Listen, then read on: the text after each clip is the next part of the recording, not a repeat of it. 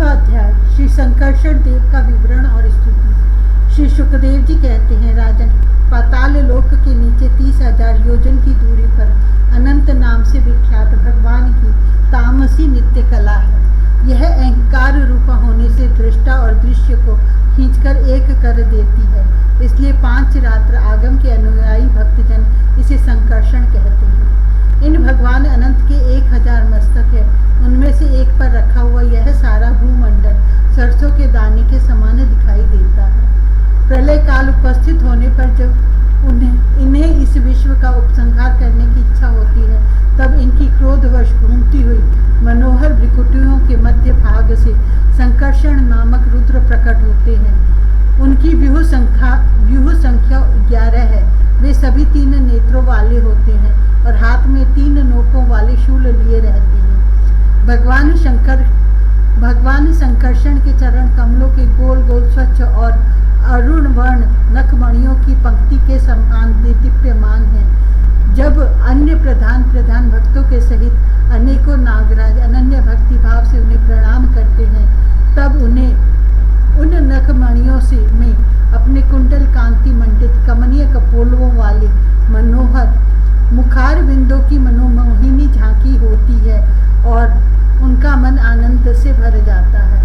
अनेकों नागराजों की कन्याएं विविध कामनाओं से उनके अंग मंडल पर चांदी के खंभों के समान सुशोभित उनकी वलय विलसित लंबी लंबी श्वेत वर्ण सुंदर भुजाओं पर अर्गजा चंदन और कुमकुम पंख का लेप करती हैं। उस समय अंग स्पर्श से मथित हुए उनके हृदय में काम का संचार हो जाता है।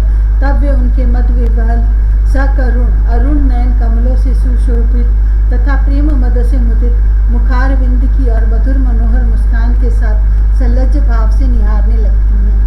वे अनंत गुणों के सागर आदिदेव भगवान अनंत अपने अमर्ष असहनशीलता और रोष के वेग को रोके हुए वहाँ समस्त लोगों के कल्याण के लिए विराजमान हैं। देवता, असुर, नाग, सिद्ध, गंधर्व, विद्याधर और मुनिगण भगवान अनंत का ध्यान किया करते हैं।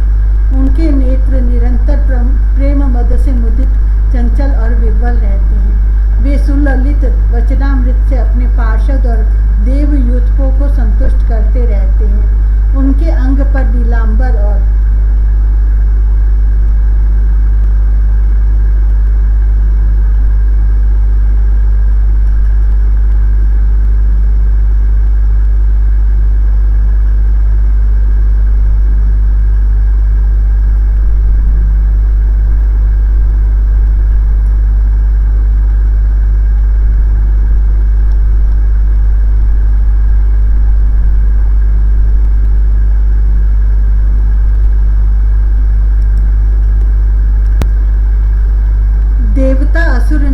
सिद्ध, गंधर्व, विद्याधर और मुनिगण भगवान अनंत का ध्यान किया करते हैं।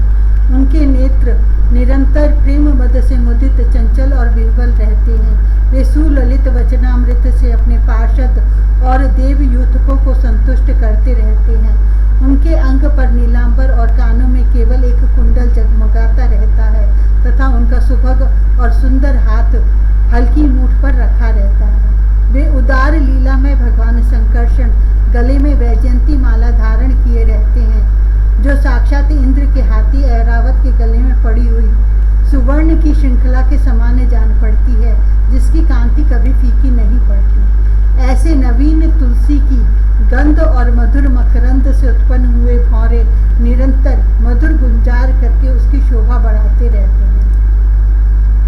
परीक्षित, इस प्रकार भगवान अनंत महात्म्य श्रवण और ध्यान करने से मुमुक्षुओं के हृदय में आविर्भूत होकर उनके अनादिकालीन कर्म वासनाओं से ग्रथित सत्व, रज और तमोगुणात्मक अविद्यामय हृदय ग्रंथि को तत्काल काट डालते हैं। उनके गुणों का एक बार ब्रह्मा जी के पुत्र भगवान नारद ने तुम्बरु गंधर्व के साथ ब्रह्मा जी की सभा में इस प्रकार गान किया था, जिनकी दृष्टि पड़ने से ही जगत की उत्पत्ति, स्थिति और प्रलय के हेतुभूत सत्व आदि प्राकृत गुण अपने अपने कार्य में समर्थ होते हैं, जिनका स्वरूप ध्रुव, अनंत और अकृत अनादि है तथा जो अकेले होते हुए ही इस नानात्मक प्रपंच को अपने में धारण किए हुए हैं। उन उन भगवान संकर्षण के तत्व को कोई कैसे जान सकता है, जिनमें यह कार्य कारण रूप सारा प्रपंच भास रहा है तथा अपने निज जनों का चित्त आकर्षित करने के लिए की हुई जिनकी वीरता पूर्ण लीला को परम पराक्रमी सिंह ने आदर्श मानकर अपनाया है, उन उदार वीर्य संकर्षण भगवान ने हम पर बड़ी कृपा करके यह विशुद्ध सत्वमय स्वरूप धारण किया है। जिनके सुने सुनाए नाम का कोई पीड़ित अथवा पतित पुरुष अकस्मात अथवा हंसी में भी उच्चारण कर लेता है तो वह पुरुष दूसरे मनुष्यों के भी सारे पापों को तत्काल नष्ट कर देता है। ऐसे शेष भगवान को छोड़कर मुमुक्षु पुरुष और किसका आश्रय ले सकता है। यह पर्वत नदी और समुद्र आदि से पूर्ण संपूर्ण भूमंडल उन सहस्र शीर्षा भगवान के एक मस्तक पर एक रजह कण के समान रखा हुआ है। वे अनंत है, इसलिए उनके पराक्रम का कोई परिमाण नहीं है। किसी के 1000 जीवे हों तो भी उन सर्वव्यापक भगवान के पराक्रमों की गणना करने का साहस वह कैसे कर सकता है। वास्तव में उनके वीर्य अतिशय गुण और प्रभाव असीम है। ऐसे प्रभावशाली भगवान अनंत रसातल के मूल में अपनी ही महिमा में स्थित स्वतंत्र हैं और संपूर्ण लोकों की स्थिति के लिए लीला से ही पृथ्वी को धारण किए हुए हैं। राजन, भोगों की कामना वाले पुरुषों की अपने कर्मों के अनुसार प्राप्त होने वाली भगवान की रची हुई ये ही गतियां हैं।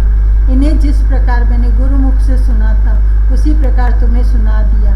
मनुष्य को प्रवृत्ति रूप धर्म के परिणाम में प्राप्त होने वाली जो विलक्षण ऊंची नीची गतियां हैं वे इतनी ही हैं। इन्हें तुम्हारे प्रश्न के अनुसार मैंने सुना दिया। अब बताओ और क्या सुनाऊं।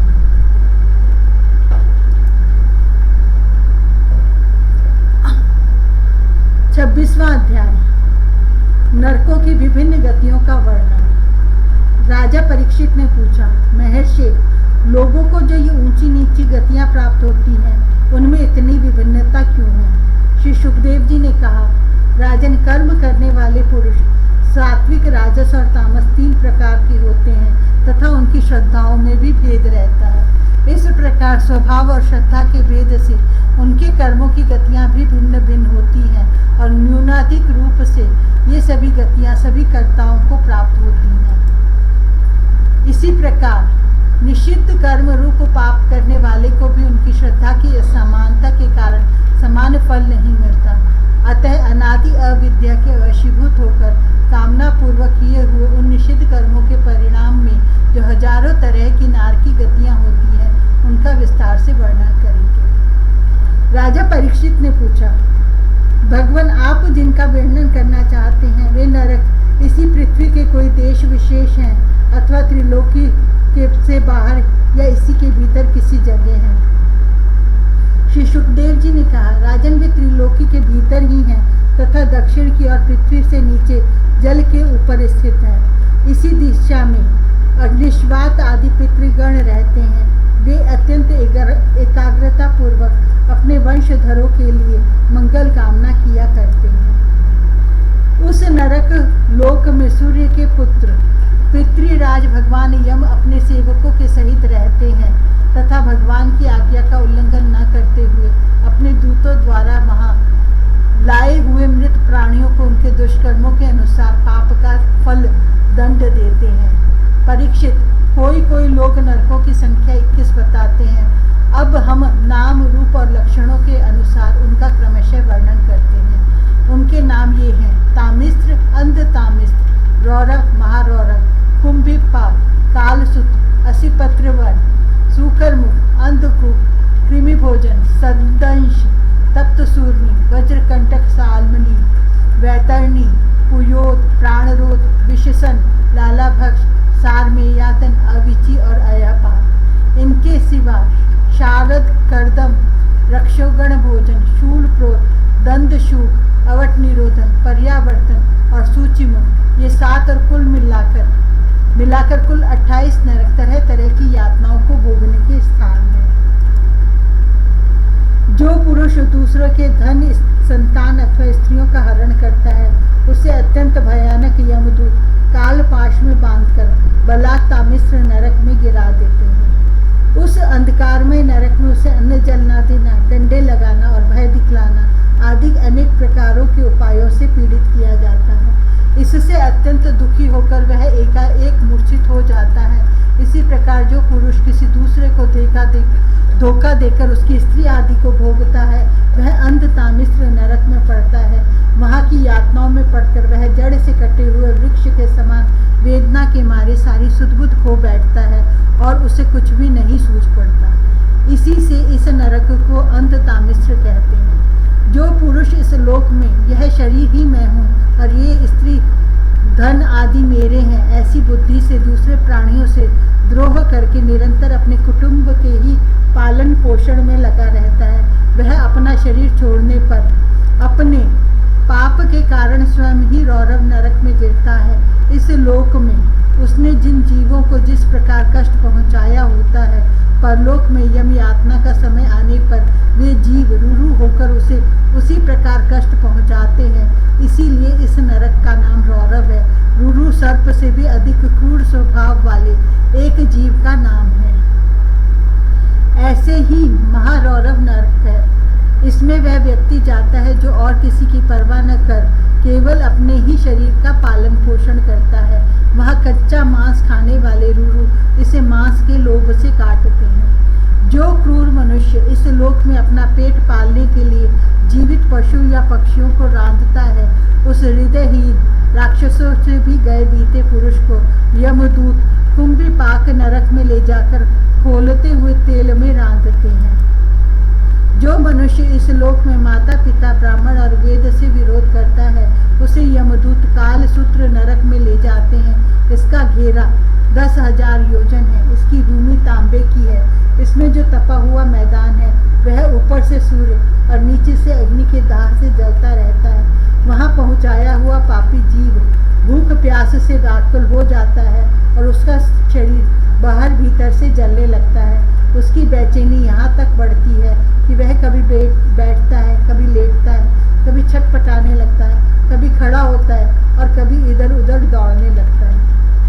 इस प्रकार उस नर पशु के शरीर में जितने रोम होते हैं उतने ही 1000 वर्ष तक उसकी यह दुर्गति होती रहती है। जो पुरुष किसी प्रकार की आपत्ति न रहने पर भी अपने वैदिक मार्ग को छोड़कर अन्य पाखंडपूर्ण धर्मों का आश्रय लेता है, उसे यमदूत 80 पत्र वन नरक में ले जाकर कोड़ों से पीटते हैं। जब मार से बचने के लिए वह इधर उधर दौड़ने लगता है, तब उसके सारे अंग तालवन के तलवार के समान पैने पत्तों से, जिनमें दोनों ओर धारें होती हैं, टूक टूक होने लगते हैं। तब वह अत्यंत वेदना से हाय मैं मरा इस प्रकार चिल्लाता हुआ पद पद पर मूर्छित होकर गिरने लगता है। अपने धर्म को छोड़कर पाखंड मार्ग में चलने से ही उसे इस प्रकार अपने कुकर्म का फल भोगना पड़ता है। इस लोक में जो पुरुष राजा या राज कर्मचारी होकर किसी निरपराध मनुष्य को दंड देता है अथवा ब्राह्मण को शरीर दंड देता है, वह महापापी मरकर सुखरमुख नरक में गिरता है। वहाँ जब महाबली यमदूत उसके अंगों को कुचलते हैं, तब वह कोलू में पेरे जाते हुए गन्नों के समान पीड़ित होकर जिस प्रकार इस लोक में उसके द्वारा सताए हुए निरपराध प्राणी रोते चिल्लाते थे, उसी प्रकार कभी आर्त स्वर से चिल्लाता और कभी मूर्छित हो जाता है। जो पुरुष इस लोक में खटमल आदि जीवों की हिंसा करता है, वह उनसे द्रोह करने के कारण अंधकूप नरक में गिरता है, क्योंकि स्वयं भगवान ने ही रक्तपान आदि उनकी वृत्ति बना दी है और उन्हें उसके कारण दूसरों को कष्ट पहुंचने का ज्ञान भी नहीं है। किंतु मनुष्य की वृत्ति भगवान ने विधि निषेध पूर्वक बनाई है और उसे दूसरों के कष्ट का ज्ञान भी है। वहाँ वे पशु मृग पक्षी सांप आदि रेंगने वाले जंतु मच्छर जूं खटमल और मक्खी आदि जीव जिनसे उसने द्रोह किया था, उसे सब ओर से काटते हैं। इससे उसकी निद्रा और शांति भंग हो जाती है और स्थान न मिलने पर भी वह बेचैनी के कारण उस घोर अंधकार में इस प्रकार भटकता रहता है जैसे रोगग्रस्त शरीर में जीव छटपटाया करता है। जो मनुष्य इस लोक में बिना पंच महायज्ञ किए तथा जो कुछ मिले उसे बिना किसी दूसरे को दिए स्वयं ही खा लेता है, उसे कौवे के समान कहा गया है। वह परलोक में कृमि भोजन नामक निकृष्ट नरक में गिरता है। वहाँ 1,00,000 योजन लंबा चौड़ा एक कीड़ों का कुंड है। उसी में उसे भी कीड़ा बनकर रहना पड़ता है। और जब तक अपने पापों का प्रायश्चित न करने वाले उस पापी के बिना दिए और बिना हवन किए खाने के दोष का अच्छी तरह शोधन नहीं हो जाता, तब तक वह उसी में पड़ा कष्ट भोगता रहता है। वहाँ कीड़े उसे नोचते हैं और वह कीड़ों को खाता है। राजन, इस लोक में जो व्यक्ति चोरी या बलजोरी से ब्राह्मण के अथवा आपत्ति का समय न होने पर भी किसी दूसरे पुरुष के सुवर्ण आदि रत्न आदि का हरण करता है, उसे मरने पर यमदूत संदंश नामक नरक में ले जाकर तपाए हुए लोहे के गोलों से दागते हैं और संडेसी से उसकी खाल नोचते हैं। इस लोक में यदि कोई पुरुष अगम्य स्त्री के साथ संभोग करता है अथवा कोई स्त्री अगम्य पुरुष से व्यभिचार करती है तो यमदूत उसे तप्त सुरभि नामक के नरक में ले जाकर कोड़ों से पीटते हैं तथा पुरुष को तपाए हुए लोहे की स्त्री मूर्ति से और स्त्री को तपाई हुई पुरुष प्रतिमा से आलिंगन कराते हैं। जो पुरुष इस लोक में पशु आदि सभी के साथ व्यभिचार करता है उसे मृत्यु के बाद यमदूत वज्र कंटक शालमली नरक में गिराते हैं और वज्र के समान कठोर कांटों वाले सेमर के वृक्ष पर चढ़ाकर फिर नीचे की ओर खींचते हैं। जो राजा या राजपुरुष इस लोक में श्रेष्ठ कुल में जन्म पाकर भी धर्म की मर्यादा का उच्छेद करते हैं, वे उस मर्यादा अतिक्रमण के कारण मरने पर वैतरणी नदी में पटके जाते हैं। यह नदी नरकों की खाई के समान है। उसमें मल, मूत्र, पीव, रक्त, केश, नख, हड्डी, चर्बी, मांस और मज्जा आदि गंदी चीजें भरी हुई हैं। वहां गिरने पर उन्हें इधर उधर के जल के जीव नोचते हैं, किंतु इससे उनका शरीर नहीं छूटता।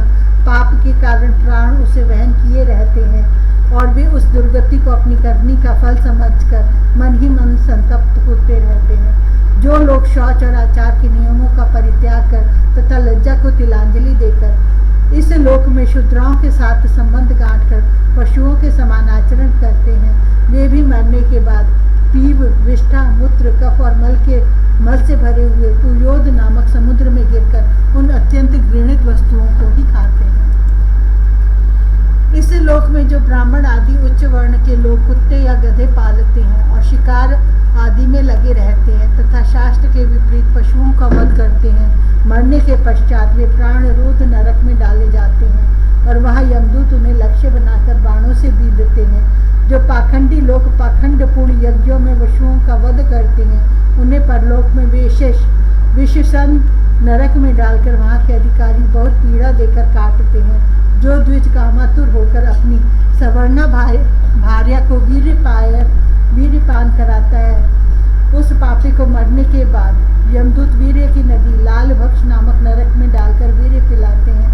जो कोई चोर अथवा राजा या राजपुरुष इस लोक में किसी के घर में आग लगा देते हैं, किसी को विष दे देते हैं अथवा गांवों या व्यापारियों की टोलियों की लूट लेते हैं, उन्हें मरने के पश्चात सार में यादन नामक नरक में वज्र की सी दाढ़ों वाले 720 यमदूत कुत्ते बनकर बड़े वेग से काटने लगते हैं। इस लोक में जो पुरुष किसी की गवाही देने में, व्यापार में अथवा दान के समय किसी भी तरह झूठ बोलता है, वह मरने पर आधार शून्य अविची मान नरक में पड़ता है। वहां उसे 100 योजन ऊंचे पहाड़ के शिखर से नीचे को सिर करके गिराया जाता है। उस नरक की पत्थर की भूमि जल के समान जाल पड़ती है, इसलिए उसका नाम अविची मान है। वहां गिराए जाने पर उसके शरीर के टुकड़े टुकड़े हो जाने पर भी प्राण नहीं निकलते, इसलिए उसे बार बार ऊपर ले जाकर पटका जाता है। जो ब्राह्मण या ब्राह्मणी अथवा व्रत में स्थित और कोई भी प्रमादवश मद्यपान करता है तथा जो क्षत्रिय या वैश्य सोमपान करता है, उन्हें यमदूत अयपान कर नाम के नरक में ले जाते हैं और उनकी छाती पर पैर रखकर उनके मुंह से आग से गलाया हुआ लोह डालते हैं। जो पुरुष इस लोक में निम्न श्रेणी का होकर भी अपने को बड़ा मानने कारण जन्म, तप, विद्या, आचार, वर्ण या आश्रम में अपने से बड़ों का विशेष सत्कार नहीं करता, वह जीता हुआ भी मरे के समान है। उसे मरने के बाद शार करदम नाम के नरक में नीचे नीचे को सिर करके गिराया जाता है और वहाँ उसे अनंत पीड़ाएं भोगनी पड़ती हैं। जो पुरुष इस लोक में नर मेधादि के द्वारा भैरव, यक्ष, राक्षस आदि का यजन करते हैं और जो स्त्रियां पशुओं के समान पुरुषों को खा जाती है, उन्हें वे पशुओं की तरह मारे हुए पुरुष यमलोक में राक्षस होकर तरह तरह की यातनाएं देते हैं और रक्षोगण भोजन नामक नरक में कसाईयों के समान कुल्हाड़ी से काट काट कर उसका लोहू पीते हैं। तथा जिस प्रकार वे मांस भोजी पुरुष इस लोक में उनका मांस भक्षण करके आनंदित होते थे, उसी प्रकार वे भी उनका रक्तपान करते और आनंदित होकर नाचते गाते हैं। इस लोक में जो लोग वन या गांव के निरपराध जीवों को, जो सभी अपने प्राणों को रखना चाहते हैं, तरह तरह के उपायों से फुसलाकर अपने पास बुला लेते हैं और फिर उन्हें कांटे से बेध कर या रस्सी से बांधकर खिलवाड़ करते हुए तरह तरह की पीड़ाएं देते हैं, उन्हें भी मरने के पश्चात यम यातनाओं के समय शूल प्रोत नामक नरक में शूलों से बेधा जाता है। उस समय जब उन्हें भूख प्यास सताती है और कंक, बटेर आदि तीखी चोंचों वाले नरक के भयानक पक्षी रोचने लगते हैं, तब अपने किए हुए सारे पाप याद आ जाते हैं। राजन, इस लोक में जो सर्पों के समान उग्र स्वभाव पुरुष दूसरे जीवों को पीड़ा पहुंचाते हैं, वे मरने पर दंडशूक नाम के नरक में गिरते हैं। वहाँ 5-5, 7-7 मुँह वाले सर्प उनके समीप आकर उन्हें चूहों की तरह निगल जाते हैं। जो व्यक्ति यहाँ दूसरे प्राणियों को अंधेरी खत्तियों, कोटों या गुफाओं में डाल देते हैं, उन्हें परलोक में यमदूत वैसे ही स्थानों में डालकर विषैली आग के धुएं में घोंटते हैं। इसीलिए इसे नरक की अवट निरोधन कहते हैं। जो गृहस्थ अपने घर आए अतिथि अभ्यागतों की ओर बार बार क्रोध से भरकर ऐसी कुटिल दृष्टि से देखता है मानो उन्हें भस्म कर देगा, जब वह नरक में जाता है तब उसे पाप दृष्टि के नेत्रों को गिद्ध, कंक, काक और बटेर आदि वज्र की सी कठोर चोंच वाले पक्षी बलात् निकाल लेते हैं। इस नरक को पर्यावर्तन कहते हैं। इस लोक में जो व्यक्ति अपने को बड़ा धनवान समझकर अभिमानवश सबको टेढ़ी नजर से देखता है और सभी पर संदेह रखता है, धन के व्यय और नाश की चिंता से जिसके हृदय और मुंह सूखे रहते हैं, अतः तनिक भी चैन न मानकर जो यक्ष के समान धन की रक्षा में ही लगा रहता है तथा पैसा पैदा करने, बढ़ाने और बचाने में जो तरह तरह के पाप करता रहता है, वह नराधम मरने पर सूच्यमुख नरक में गिरता है। वहाँ उस अर्थ पिशाच पापात्मा के सारे अंगों को यमराज के दूत दर्जियों के समान सुई धागे से सीते हैं। राजन, यमलोक में इसी प्रकार के सैकड़ों हजारों नरक हैं। उनमें जिनका यहाँ उल्लेख हुआ है और जिनके विषय में कुछ नहीं कहा गया, उन सभी में सब अधर्म परायण जीव अपने कर्मों के अनुसार बारी बारी से जाते हैं। इसी प्रकार धर्मात्मा पुरुष स्वर्ग आदि में जाते हैं। इस प्रकार नरक और स्वर्ग के भोग से जब इनके अधिकांश पाप और पुण्य क्षीण हो जाते हैं, तब बाकी बचे हुए पुण्य पाप रूप कर्मों को लेकर ये फिर इसी लोक में जन्म लेने के लिए लौट आते हैं। इन धर्म और अधर्म दोनों से विलक्षण जो निवृत्ति मार्ग है, उसका तो पहले द्वितीय स्कंद में ही वर्णन हो चुका है। पुराणों में जिनका 14 भुवन के रूप में वर्णन किया गया है, वह ब्रह्मांड कोश इतना ही है। यह साक्षात परम पुरुष श्री नारायण का अपना माया के गुणों से युक्त अत्यंत स्थूल स्वरूप है। इसका वर्णन मैंने तुम्हें सुना दिया। परमात्मा भगवान का उपनिषदों से वर्णित निर्गुण स्वरूप यद्यपि मन बुद्धि की पहुंच के बाहर है, तो भी पुरुष इस स्थूल रूप का वर्णन आदर पूर्वक पढ़ता, सुनता या सुनाता है। उसकी बुद्धि श्रद्धा और भक्ति के कारण शुद्ध हो जाती है और वह उस सूक्ष्म रूप का भी अनुभव कर सकता है। यति को चाहिए कि भगवान के स्थूल और सूक्ष्म दोनों प्रकार के रूपों का श्रवण करके पहले स्थूल रूप में चित्त को स्थिर करे और फिर धीरे धीरे वहां से हटाकर उसे सूक्ष्म में लगा दे। परीक्षित, मैंने तुमसे पृथ्वी, उसके अंतर्गत द्वीप, वर्ष, नदी, पर्वत, आकाश, समुद्र, पताल, दिशा, नरक, ज्योतिर्गण और लोकों की स्थिति का वर्णन किया। यही भगवान का अति अद्भुत स्थूल रूप है जो समस्त जीव समुदाय का आश्रय है। इति पंचम स्कंध है समाप्त। हरि ओम तत्सत।